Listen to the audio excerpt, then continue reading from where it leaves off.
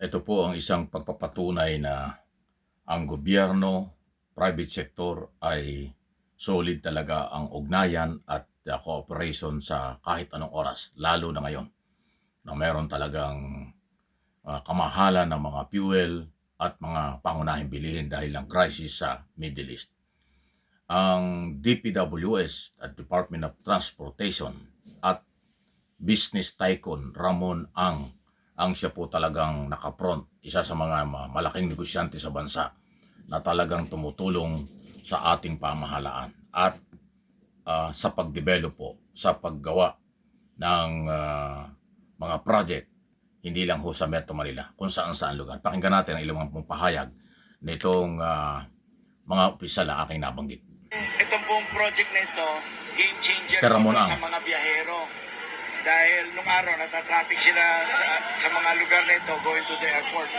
With this, napakabilis na ho ang paraan pagpunta sa airport. Kaya, with DPWH and DOTR cooperation, napakabilis po natin natayo itong mga to. At in fact, inutos pa sa akin ni Secretary Vince Dizon and Secretary Banoy na yung Skyway pinapalaparan natin ngayon dahil from 7 lane magiging 8 lane. Wala na pong traffic yan after next year. Ayan. So in short, napakarami natin trabahong ginagawa para gumanda ang takbo ng Pilipinas. Ngayon po, ginagawa natin yung TR4, South Luzon Expressway, all the way to Lucena. Matatapos po yan by the end of this year, 2026 of December. Kanya game-changing po yan sa mga tiga Bicol. At si Secretary Vince Dizon po, inapprovean niya na rin yung parcellary for us to start surveying going to Macnoc. 420 kilometers po yun. Kaya napakarami natin ginagawa. Hindi ho tayo tumitigil magtrabaho para mapaganda ang biyahe ng mga tao, mga kababayan natin. Salamat po. Siguro ano na yan, no?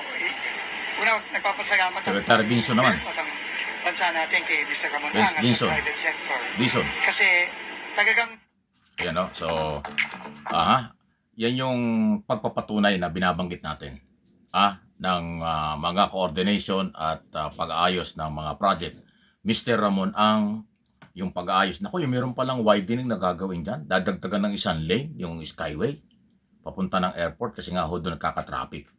Kung yung mga gunita, yung papunta ng airport, talagang medyo sa pag-volume yung sasakyan, yung dami ng sasakyan ay nagkakasikip. So, dadagdagan pa ng isang lane yan. Okay? Skyway papunta ng airport. At yun daw kung mula Laguna, Quezon Province, patunang Bicol, yung pag-develop ng Marcos Highway, at yung Masinlog ba yan? Matlog ba yun? Pag sinabing Matlog, Bicol yan, papuntang Sorsogon naman. Bah, pagka yan pala'y nagawa, di malaking tulong yan sa mga taga Bicol. Isipin mo yung mula Metro Manila, Laguna, Batangas, or Quezon Province, diretso ng Sorsogon, yung mga highway na yan.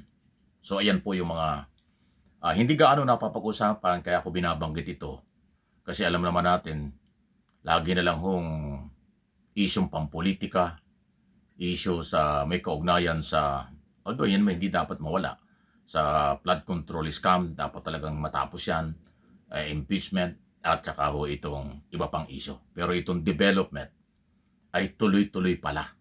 Taliwas ito doon sa sinasabi ng mga hindi naniniwala sa gobyernong ito na walang nagagawa ang gobyerno. Imposible naman yon. Kasi kung walang nagagawa, ay trillion ang budget every year. Di ba? Pag sinabi nyo walang ginagawa, ay saan napunta yung pera? Kung ngayon sasabihin nyo, ninanakaw. Aba, hindi naman sa lahat. Ipinatigil na yung pagnanakaw. Mula pa noong July 2025, ipinatigil na. Kaya nga ngayon nga napopolitika na yung investigasyon. Kahit na yung mga dapat makulong na mga congressman at senador, hindi makulong-kulong ngayon sa kung ano-anong dahilan.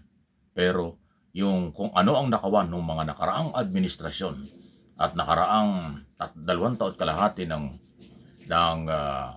Marcos administration, natigil na yan.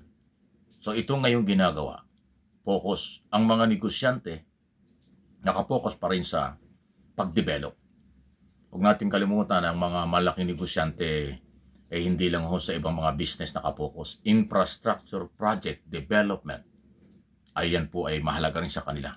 Dahil habang pagka merong transportation, communication sa mga malalayong probinsya, patungo sa mga city, patungo ng Metro Manila, pabor na pabor sa mga negosyante yan. Mapapabilis ang kalakal, mabilis ang transportation, pati tourism natin. Yun po yan hindi lang gaanong nadidiinan ng pansin ng mga kinaukulang dapat nagpapaliwanag nito dahil meron din silang ibang pinagkakabalahan. Kaya nga minsan hindi humatis ko na kadalasan kasi dyan sa Malacanang puro reaksyon na lang ang ginagawa nila Pag may bumati ko sa gobyerno, magbibigay ng reaksyon, ayun na lang ang balita. Yung talagang development, pinagkakagastusan ng pera at iba pang mga proyekto, hindi na ko napapansin. Dahil lagi na lang sagutan. Pag bumanat yung anti-administration, sasagutin ng Malacanang. Kaya ang mga headline at mga balita, sagutan lang. Para napakagulo, puro away na lang. Pero dapat hindi ganun. Dapat priority pa rin ng gobyerno, ibigay sa taong bayan ano ang ginagawa at pinagkakagastusan ng pera sa pakipagtulungan ng private sector at ng gobyerno.